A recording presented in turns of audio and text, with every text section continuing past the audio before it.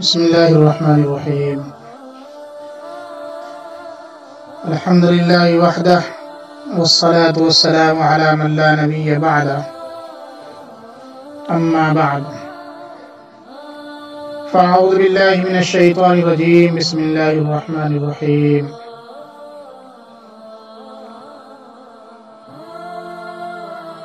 وَإِذْ يُغَشِّيكُمُ النُّعَاسُ أَمَنَةً.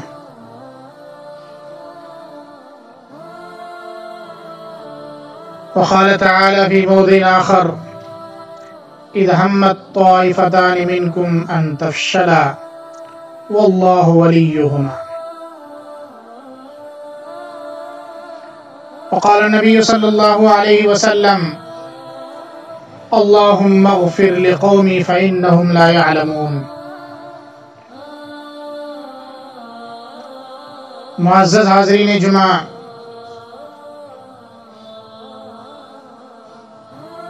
مسلسل 2 مہینے سے آپ حضرات نبی کریم صلی اللہ علیہ وسلم کی سیرت طیبہ کے تعلق سے گفتگو سماعت فرما رہے ہیں۔ گزشتہ جمعہ کسی مجبوری کی وجہ سے غیر حاضری رہی، سوچا کہ اس جمعے میں جو مضمون باقی رہ گیا ہے، جو مضامین باقی رہ گئے ہیں، اس کو مکمل کر لیا جائے۔ اس سے قبل واقعہ بدر اور غزوہ بدر کے تعلق سے اللہ تبارک و تعالیٰ نے مسلمانوں کو جو فتح نصیب فرمائی تھی، کامیابی سے ہمکنار کیا تھا، مٹھی بھر مسلمانوں کو اللہ نے جو کامیابی نصیب فرمائی تھی، اس کی جو وجوہات تھی، اس کے جو حالات تھے، کن حالات میں یہ لڑائی لڑی گئی، یہ ساری باتیں آپ کے سامنے میں آئی۔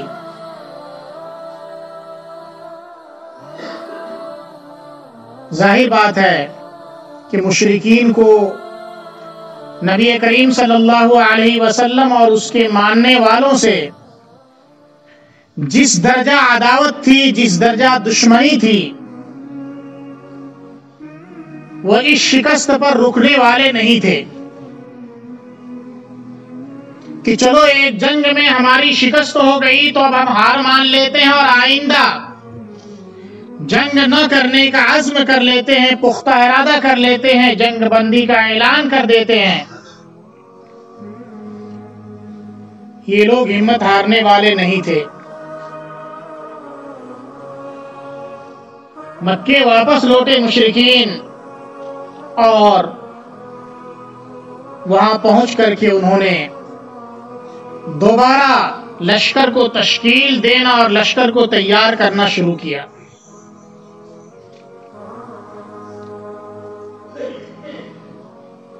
مختلف قبائل جن کے ساتھ ان کا معاہدہ تھا، ان کو اکٹھا کیا، مشورے کیے، اور ایک بڑی جنگ کی تیاری انہوں نے شروع کر دی۔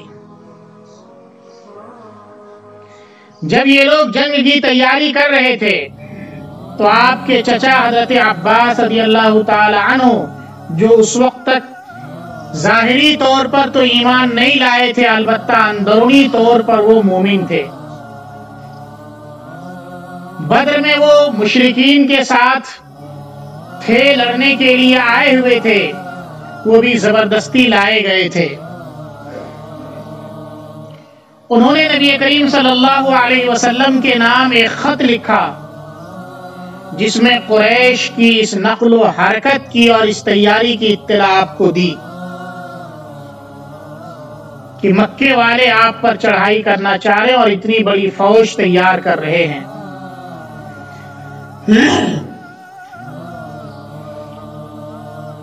مکے سے مدینے قریب 500 کلومیٹر کا فاصلہ ہے۔ اتنا طویل فاصلہ گھوڑ سوار نے اتنی چستی اور پھرتیلی طریقے سے طے کیا کہ 3 دن میں گھوڑ سوار خط لے کر کے آپ صلی اللہ علیہ وسلم تک پہنچ گیا۔ آپ نے خط دیکھا،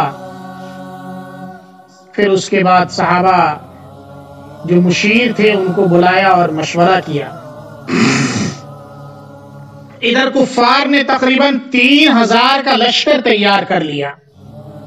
ان کے پاس 3000 اونٹ سواری کے لیے 200 یا اس سے زائد گھوڑے جو صرف رسائل کے لیے تھے، پیغام رسانی کے لیے، ان کے اوپر سواری نہیں کر رہے تھے، تازہ دم رکھے جا رہے تھے۔ یہ پورا لشکر تیار ہوا اور مدینے پر چڑھائی کے ارادے سے نکلا۔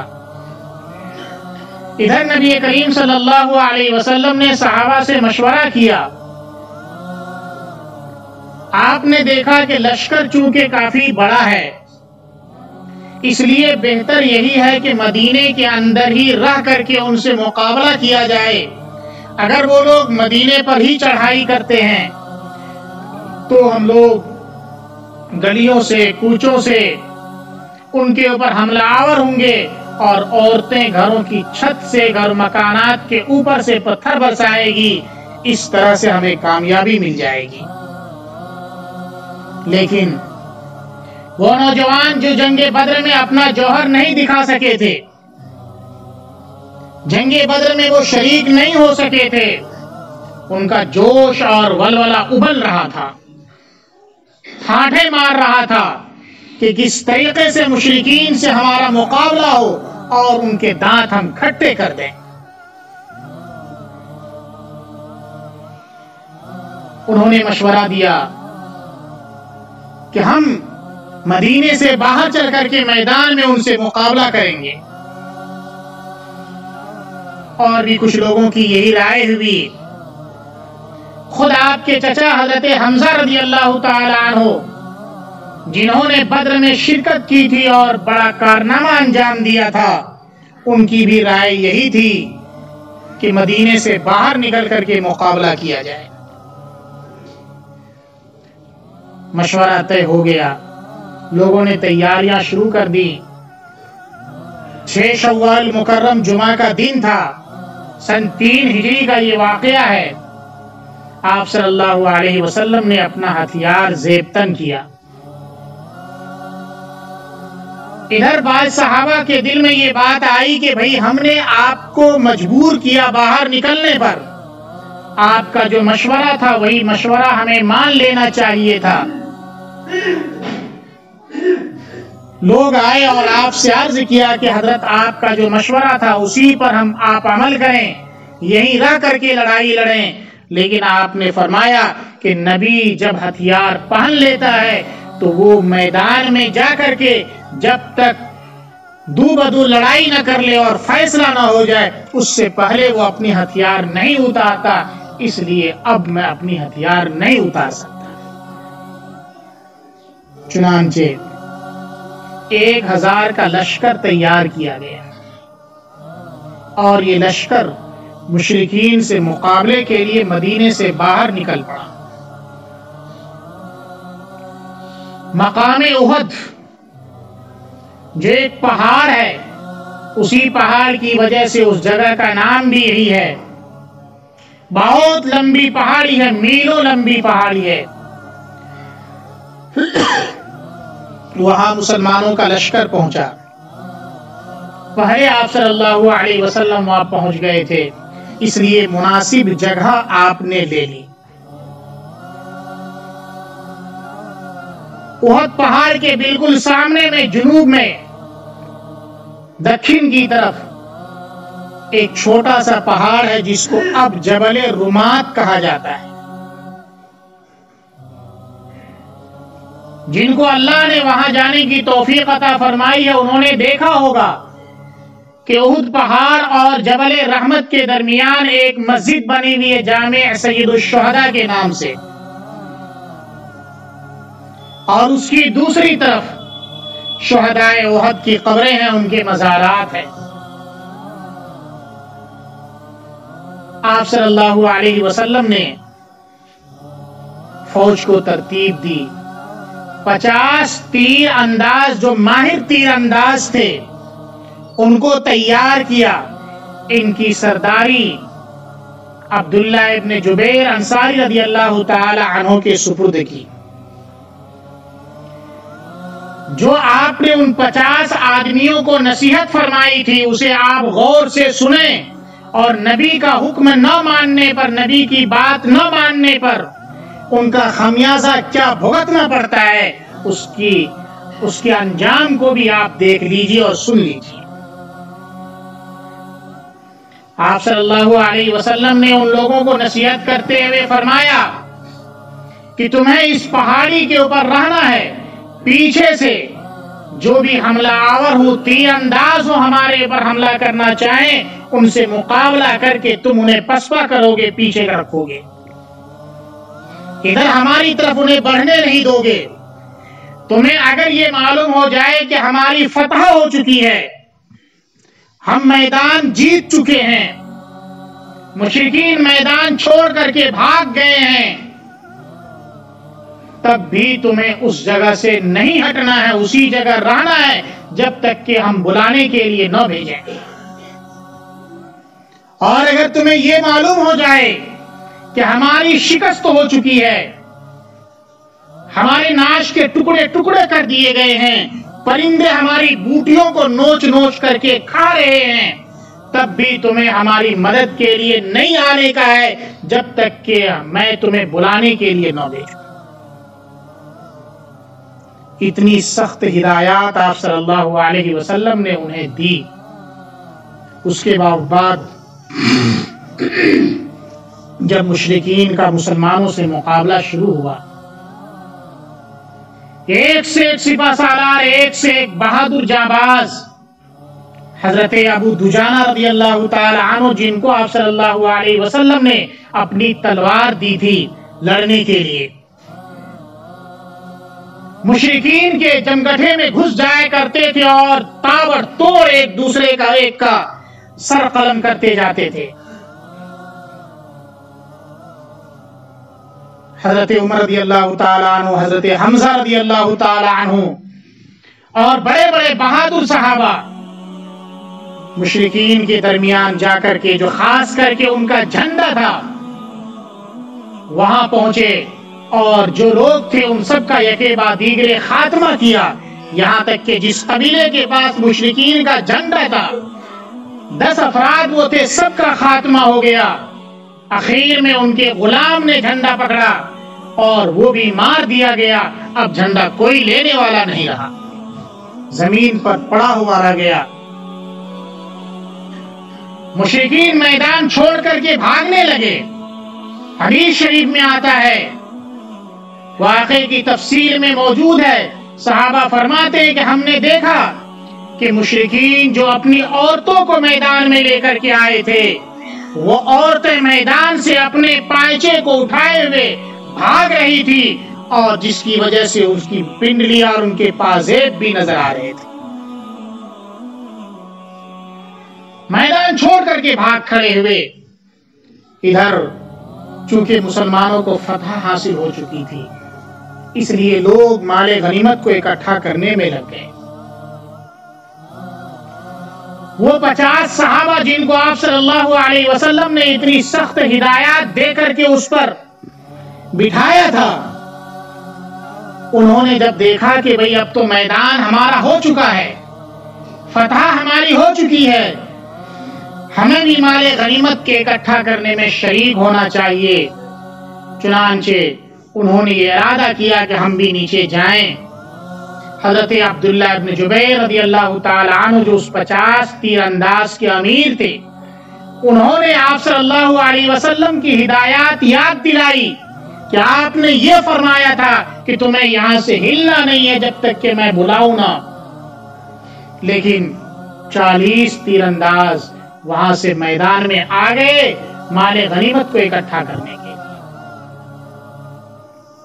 حضرت خالد بن ولید رضی اللہ تعالیٰ عنہ جو اس وقت تک ایمان نہیں لائے تھے اور مشرکین کے ساتھ میں تھے، وہ فوج کے ایک دستے کی کمانڈری کر رہے تھے، انہوں نے دیکھا کہ اس پہاڑ کا حصہ خالی ہو چکا ہے اور 2 4 5 10 افراد اس پر باقی ہیں۔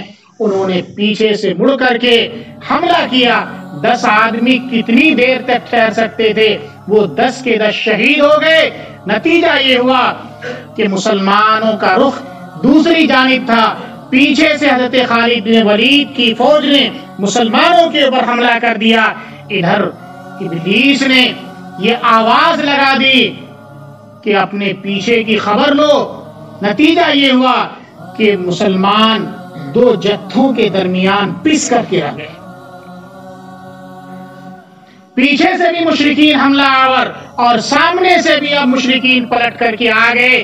آپ کی اس حکم عدولی کی وجہ سے، ایک چھوٹی سی بات نہ ماننے کی وجہ سے، حالانکہ فتح ہو چکی تھی، یہ غلطی بظاہر بڑی غلطی محسوس نہیں ہوتی ہے، لیکن اس چھوٹی سی غلطی کا خمیازہ یہ ہوا کہ جو فتح حاصل ہو چکی تھی، فتح آنن فانن شکست میں تبدیل ہو گئی، اور جو صورتحال مشرکین کے ساتھ پیش آیا تھا اور ان کے لاشوں کے ڈھیر لگ رہے تھے، اب وہ حال مسلمانوں کے ساتھ پیش آنے لگا، اور اس کے نتیجے میں 70 مسلمان شہید ہوئے۔ مشرکین نے اس طریقے پر حملہ کیا اور مسلمانوں کو اس طریقے سے تیتر بیتر کیا کہ نبی کریم صلی اللہ علیہ وسلم کے پاس صرف 10 صحابہ موجود رہ گئے تھے۔ 8 اس میں انصار کے تھے اور 2 مہاجرین کے تھے۔ آپ نے سوچا کہ میں مسلمانوں کو بتاؤں کہ میں یہاں ہوں، چنانچہ آپ نے آواز بھی لگائی، عباد اللہ الیہ، لیکن آپ کی آواز مسلمانوں تک بعد میں پہنچی، مشرکین تک پہلے، اس لیے کہ مشرکین آپ کے بالکل قریب تھے۔ آپ نے 2 زرہیں پہن رکھی تھی، کھود پہن رکھی تھی، اس لیے ہر آدمی آپ کو پہچان نہیں سکتا تھا۔ کھود مطلب ہیلمیٹ کا لیجیے اس زمانے کے حساب سے، ہر آدمی آپ کو پہچان نہیں پا رہا تھا، لیکن جو ہی آپ نے یہ پکارا، مشرکین سمجھ گئے کہ یہ آپ ہیں، پھر آپ کے اوپر بھی حملہ کیا۔ اس حملے کے نتیجے میں آپ کے دندان مبارک نیچے کے 2 دانت، جس کو ربائی کہا جاتا ہے، یہ شہید ہوا۔ کھود کی جو کڑیاں ہیں، المین کی جو کڑی ہوتی ہے، وہ آپ کے یہاں پر گھس گئی، اور ایک مشرک نے کندھے پر 2 مرتبہ آپ پر وار کیا، لیکن چونکہ آپ نے 2 زرہ پہن رکھی تھی، اس لیے آپ محفوظ رہے۔ پھر بعد میں کسی ایک نے دھکا دیا، جس کی وجہ سے آپ گڑھے میں بھی گرے۔ ایک ایک کر کے واقعات کی تفصیلات بیان کی جائے تو بہت ہے۔ اس موقع پر آپ صلی اللہ علیہ وسلم نے فرمایا تھا، لن یفلح قوم دموا وجہ نبی، کہ وہ قوم کبھی بھی کامیاب نہیں ہو سکتی جنہوں نے اپنے نبی کے چہرے کو خون آلود کیا ہے، جس نے اپنے نبی کے چہرے کو زخمی کیا ہے، وہ قوم کبھی بھی کامیاب نہیں ہو سکتی۔ اللہ تعالیٰ نے اس موقع پر بھی آپ کی بد دعا کو سراہا نہیں، بلکہ آپ پر آیت نازل ہوئی کہ اے نبی، آپ کو اختیار نہیں ہے کہ آپ ان کے خلاف بد دعا کریں۔ غور کیجئے، کون نبی جس کو اللہ نے کائنات کے لیے، صرف مسلمانوں کے لیے نہیں، کائنات کے لیے، پوری دنیا کے لیے، جن و انس کے لیے، شجر و حجر کے لیے، مشرکین کے لیے، مسلمانوں کے لیے، چرند و پرند کے لیے، تمام چیزوں کے لیے رحمت بنا کر کے بھیجا تھا۔ ان کی زبان سے یہ کلمہ زیب نہیں دیتا تھا کہ یہ قوم کبھی کامیاب نہیں ہوگی جو اپنے نبی کے چہرے کو زخمی کرے۔ اس لیے اللہ نے فرمایا کہ آپ ان کے لیے بد دعا نہیں کر سکتے۔ اس کے بعد آپ نے دعا فرمائی، اللہم اغفر لقومی فإنہم لا یعلمون، اے اللہ میری قوم کو معاف فرما دے۔ اور ایک روایت میں آیا، اللہم اہدی قومی فإنہم لا یعلمون، اے اللہ میری قوم کو ہدایت دے، یہ میری شخصیت کو نہیں پہچان رہی ہے، یہ اپنے درمیان ہونے والے رسول کو نہیں پہچان رہی ہے، رسول کیا چیز ہے، ان کی حقیقی معرفت ان کو بھی حاصل نہیں ہو سکی ہے۔ بہرحال اس کے بعد جب اعلان آپ نے کیا، لوگ ارد گرد جمع ہوئے اور پھر اس کے بعد خونریز لڑائی ہوئی۔ نتیجہ یہ ہوا کہ مسلمانوں کے اکٹھا ہونے کی وجہ سے دوبارہ پھر مشرکین میدان چھوڑ کر کے بھاگے۔ اخیر میں ابی بن خلف وہ آپ کی طرف بڑھتا ہوا آ رہا تھا کہ آپ نعوذ باللہ منہم آپ کا خاتمہ کر دیں۔ لوگوں نے آپ سے کہا، آپ نے فرمایا کہ انہیں آنے دو قریب۔ جب وہ قریب پہنچے تو آپ نے ایک صحابی سے تلوار لی۔ اس نے ابی بن خلف نے چونکہ پورے بدن میں ہتھیار اور زرہ اس طریقے سے پہن رکھا تھا کہ کچھ حصہ بھی دکھتا نہیں تھا، یہاں قریب میں تھوڑی سی جگہ خالی تھی، آپ نے وہ تلوار لی اور اس کو صرف یہاں ایسے کر دیا۔ ہلکی سی زخم آئی۔ اب اس زخم کی وجہ سے وہ اپنی سواری پر لڑکتا ہوا گرتا پڑتا کیسے بھاگا اور چیختا ہوا۔ روایت سے پتا چلتا ہے کہ جیسے گدھا چیختا ہے اس طریقے سے وہ چیختا ہوا اپنی قوم میں پہنچا۔ لوگوں نے کہا کہ بھائی تمہیں ہو کیا گیا؟ یہ تو ہلکی سی خراش ہے، اس سے خون بھی نہیں نکل رہا ہے اور پھر تم اس طریقے سے چیخ رہے ہو۔ انہوں نے کہا تمہیں نہیں معلوم کہ یہ کس نے مارا ہے؟ یہ محمد کے ہاتھ کی لگی ہوئی خراش ہے۔ محمد نے مکے میں مجھ سے کہا تھا کہ میں تمہیں قتل کروں گا، واللہ اللہ کی قسم اگر وہ میرے اوپر تھوک بھی دیتے تو میں مر جاتا۔ یہ تو ان کے ہاتھ سے خراش اور زخم لگا ہوا ہے۔ سوچنے کا مقام ہے، ایک مشرک کو، ایک کافر کو نبی کریم صلی اللہ علیہ وسلم کی کہی ہوئی بات پر کتنا زیادہ یقین کہ اگر محمد میرے اوپر تھوک بھی دیتے تو میں مر جاتا۔ یہ تو زخم لگا ہوا ہے اور ہمیں ایک دو نہیں لاکھوں کی تعداد میں آپ کے ارشادات ہیں، یقین دلایا جا رہا ہے کہ ایسا ہوگا، مومن بن کر کے دیکھو، لیکن ہمیں یقین نہیں ہے۔ اور پھر ہم امیدوار ہیں کہ بابری مسجد کی جگہ رام مندر بن گئی، کیوں نہیں دھس جاتی؟ ایسے ایسے قوانین پاس کیے جا رہے ہیں، مودی مر کیوں نہیں جاتا؟ مودی ہلاک کیوں نہیں ہو جاتا؟ واہ بھائی، آپ کی اس بددعا سے کچھ بھی بال بیکا ہونے والا نہیں ہے۔ اللہ نے فرمایا وَأَنْتُمُ الْأَعْلَوْنَ إِن كُنتُم مُؤْمِنِينَ کہ تمہیں سربلندی حاصل ہوگی، شرط یہ ہے کہ ایمان کامل کی زیور سے آراستہ ہو۔ اور یہاں تو ایمان نام کی چیز ہمارے اندر نہیں ہے، ایمان کامل تو دور کی بات ہے۔ اور پھر ہم احد اور بدر کے موقع کی فتح اور ابابیلوں کے لشکر کا انتظار کر رہے ہیں کہ ایسی آمد ایسی مدد اللہ کی طرف سے ہمارے پاس پہنچے۔ یہ ممکن نہیں ہے۔ میں نے ایک واقعہ ایک موقع پر آپ کو بتایا تھا کہ صرف ایک سنت کے چھوٹنے کی وجہ سے صحابہ کو فتح نہیں مل رہی تھی۔ انہوں نے یاد کیا کہ مسواک کی سنت چھوٹ رہی ہے، اس سنت پر عمل کیا انہوں نے۔ اگلے دن مشرکین کا لشکر میدان خالی کر کے بھاگ چکا تھا کہ یہ تو مسواک نہیں، یہ دانت پجا رہے ہیں، دھار کر رہے ہیں، اب تو یہ ہمیں اپنے دانتوں سے کاٹ کاٹ کر کھا جائیں گے، تلواروں سے مارنا تو دور کی بات ہے۔ نتیجہ یہ ہوا کہ میدان چھوڑ کر کے بھاگ گئے۔ اپنے اندر ایمانی قوت اور ایمانی طاقت اور ایمانی صلاحیت پیدا کیجئے۔ اللہ کل بھی تھا، آج بھی ہے اور آئندہ بھی رہے گا۔ یہ دین جو پہلے تھا وہی آج ہے اور وہی آئندہ رہے گا۔ پھر کل مدد ہوا کرتی تھی، آج کیوں نہیں مدد ہو رہی ہے؟ یقینی طور پر ہمارے اور آپ کے اندر کمی ہے۔ دعا کیجئے اور کوشش کیجئے کہ اللہ تبارک و تعالی ہمیں مکمل طور پر دین اسلام میں داخل ہونے والا بنائے، نبی کریم صلی اللہ علیہ وسلم کی سیرت طیبہ پر عمل کرنے والا بنائے۔ وما علینا الا البلاغ۔